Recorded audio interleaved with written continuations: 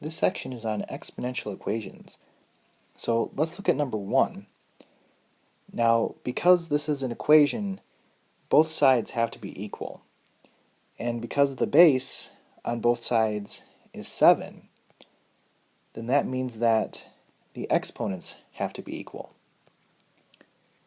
So because they have the same base, we actually only care about the exponents.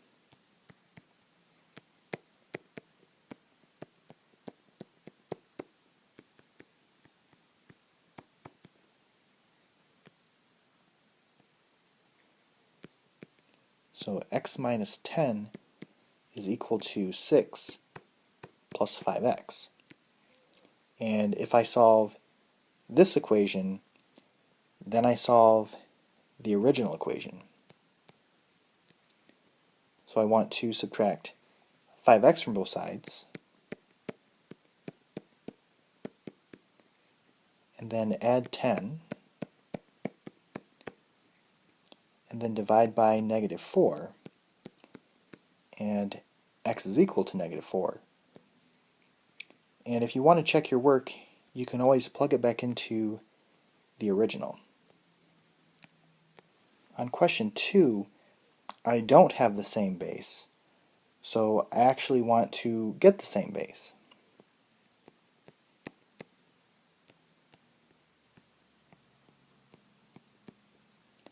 So the left-hand side I'm going to leave as 5 raised to the x minus 1.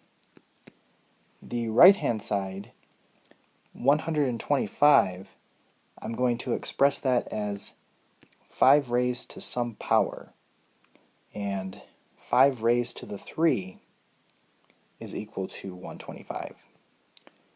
So I haven't changed the value of 125, I've just changed the way that I'm expressing it. So now that I have the same base of 5, I can just look at the exponents. So x minus 1 is equal to 3, and if we add 1 to both sides, x is equal to 4.